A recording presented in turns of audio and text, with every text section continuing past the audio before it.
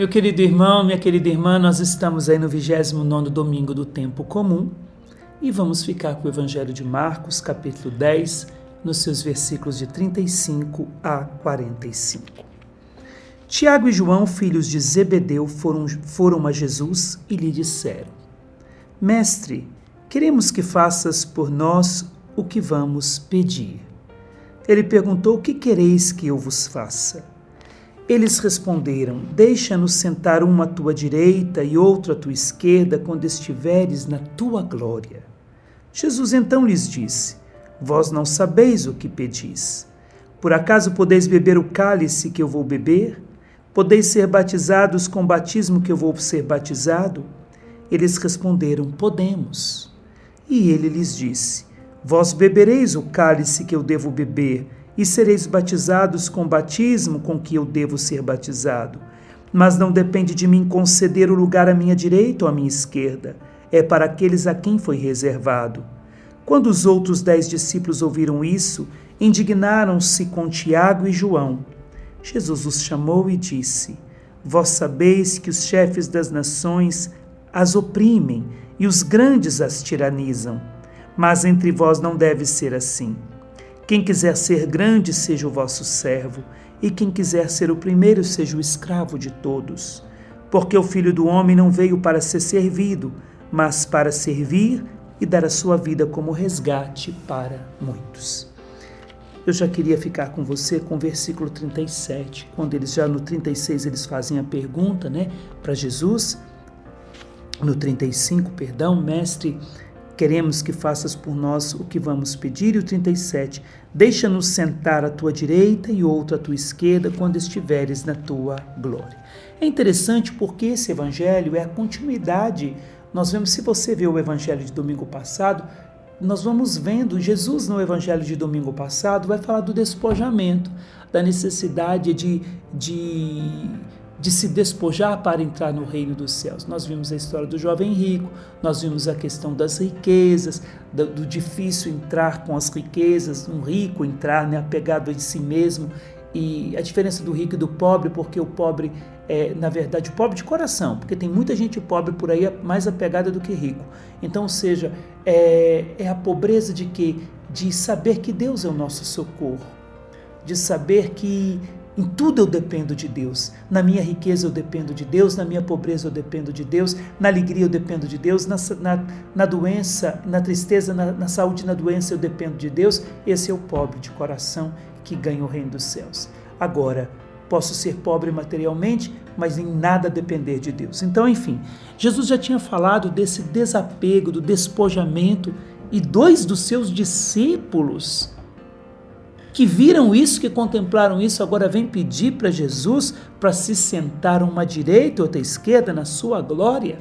Como que pode isso? É interessante essa pergunta. Como que esses 2 ousam fazer esse pedido para Jesus? Ao contrário daquilo que nós podemos pensar, porque aqui nós podemos pensar, eles estão querendo sentar uma direita ou outra esquerda de Jesus, porque eles ainda não compreenderam que glória é essa de Jesus. Eles ainda não compreenderam que Jesus não é um rei como Davi. Então eles estavam pensando na glória desse mundo, estavam pensando no reinado desse mundo, queriam reinar com Jesus nesse mundo, como Messias, como o novo rei Davi, com poderes, ia reinar sobre os romanos, tiranizar os romanos. Não, esses 2 discípulos não estavam pensando nisso. Eles não estavam pensando na glória desse mundo, eles foram claros. Deixa-nos sentar uma à tua direita e outra à tua esquerda quando estiveres na tua glória. E que glória é essa? Esses 2 discípulos, nós não podemos esquecer que eles participaram da transfiguração de Jesus. Eles estavam na transfiguração. Eles viram o corpo de Jesus sendo transfigurado, eles viram o rosto de Jesus brilhar, eles viram a nuvem envolvendo, eles ouviram a voz do Pai que falava com Jesus. Então eles estavam no monte da transfiguração. Então, que glória é essa que eles querem? Eles estão pensando na glória da transfiguração. Eles querem viver aquilo que eles viram na transfiguração. É dessa glória que eles querem participar. É dessa glória que eles querem viver. Ou seja, Senhor, quando tu estiveres na tua glória, transformado, ressuscitado, como nós vimos lá na transfiguração, dai-nos sentar um à tua direita, à tua esquerda, como nós vimos Elias e Moisés. Não apareceram Elias e Moisés? Eles queriam, um queria ser Elias e outro queria ser Moisés. Dai-nos, Senhor, na tua transfiguração nós vimos lá Elias e Moisés que apareceram e ainda o Pai falando contigo. Senhor, quando tu estiveres nessa glória, porque ali foi uma antecipação daquilo que o Senhor queria nos dizer. Quando tu estiveres na tua glória, dai-nos a graça de estar naquele lugar lá de Elias e de Moisés. Jesus responde a esses dois discípulos falando da sua kenosis. Olha o que Jesus vai dizer. Jesus então lhes disse: vós sabeis o que pedis? Por acaso podeis beber o cálice que eu vou beber? Jesus responde falando então do seu esvaziamento. Jesus responde falando da renúncia de si mesmo. E qual que é essa renúncia de si mesmo? Jesus fala de cálice e de batismo. Olha o que Jesus diz. Por acaso podeis beber do cálice que eu vou beber? Podeis ser batizados com batismo que eu vou ser batizado? Duas coisas que Jesus fala: cálice e batismo. E nós vamos ver esse cálice então lá no Salmo 75, versículo 9, que diz assim: pois na mão do Senhor há uma taça com vinho a fermentar, misturado com veneno. Então, é esse o cálice, é essa taça que Jesus está dizendo que ele vai beber.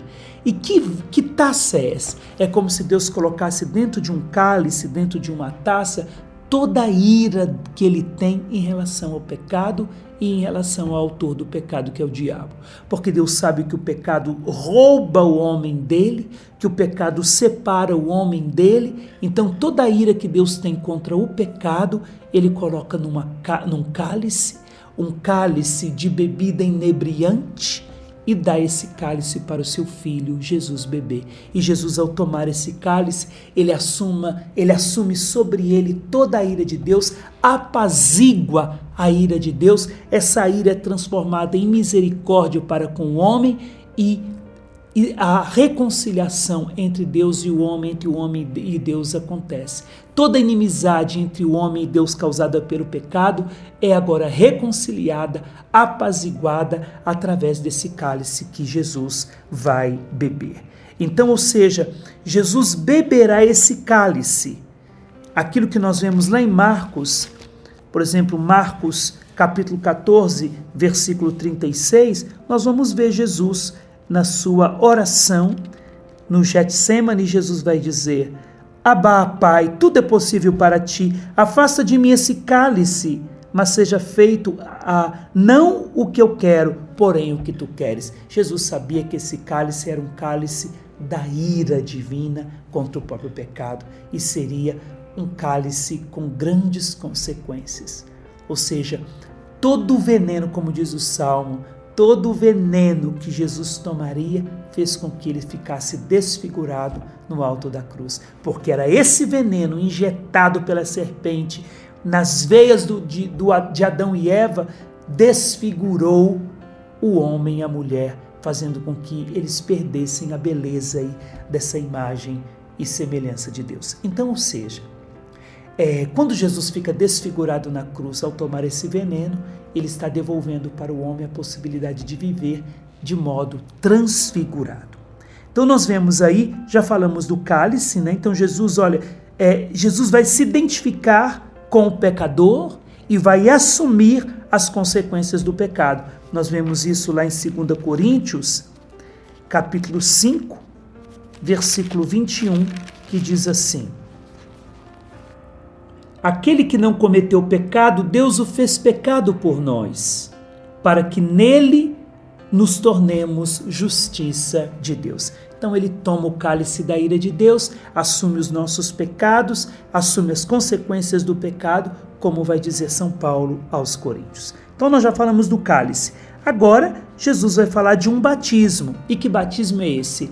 O batismo aqui é a sua paixão e a sua morte, profetizados no Jordão, quando Jesus mergulha no abismo do sofrimento, que é o Rio Jordão, porque o Rio Jordão era considerado, então, onde Naamã se lavou da sua lepra. Então, Jesus, ao descer no Rio Jordão, ele assume a lepra, o pecado, aquilo que a lepra faz no corpo é o que o pecado faz na alma. Jesus então desce ao Jordão e assume toda a lepra de Naamã, ou seja, um símbolo do seu mergulho no abismo do sofrimento, da dor, da paixão e morte na cruz. Então nós vemos que esses dois discípulos, Tiago e João, são dois discípulos chamados ao martírio. Ou seja, que martírio é esse? Nós vemos que João não foi martirizado, mas o martírio de João foi o martírio da cruz. Ao ver Jesus sendo crucificado, ali foi o martírio da alma. Uma espada, aquilo que o velho Simeão disse à Virgem Maria, que uma espada transpassaria seu coração, ali também João viveu o seu martírio aos pés da cruz. O martírio de Jesus foi o seu martírio. E Tiago, nós vemos que foi martirizado. Então os dois são chamados ao martírio, os dois são chamados à glória. Mas os lugares foram destinados a outros. Jesus vai dizer, olha, quando eles disse podemos, Jesus disse, vós bebereis então o cálice que eu devo beber, e também sereis batizados com o batismo com que eu devo ser batizado. Vocês passarão pelo meu batismo de morte e de ressurreição, de paixão, morte e ressurreição, e beberão também do cálice da dor, do sofrimento. Mas não depende de mim conceder o lugar à minha direita, à minha esquerda. Por que não depende? Porque o Pai já havia destinado esse lugar a duas outras pessoas que não são Tiago e nem João. Ou seja, quando o Pai dá esse lugar a essas duas pessoas, uma direita e outra esquerda de Jesus, é para revelar para nós que o caminho para estar na glória, sentado à direita e à esquerda de Jesus, é um caminho de cruz. É preciso morrer com Jesus na cruz. E para quem foi dado esses dois lugares? Para quem? Nós vemos isso em Lucas 23, 33.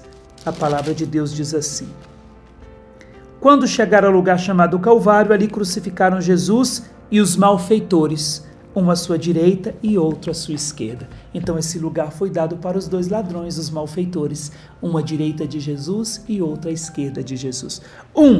Jesus disse, hoje mesmo estarás comigo no paraíso, hoje mesmo estarás comigo nesta glória.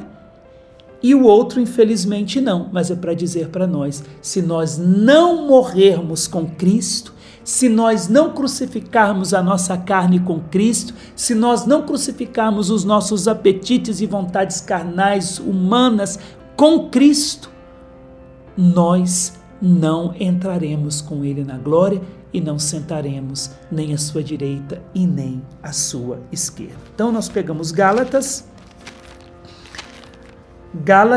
capítulo 2, versículo 20. A palavra de Deus diz assim, 2:20. Eu vivo, mas não eu. É Cristo que vive em mim. Minha vida atual na carne, eu a vivo na fé, crendo no Filho de Deus que me amou e se entregou por mim. Então, ou seja, com Cristo, versículo 19, com Cristo eu fui pregado na cruz.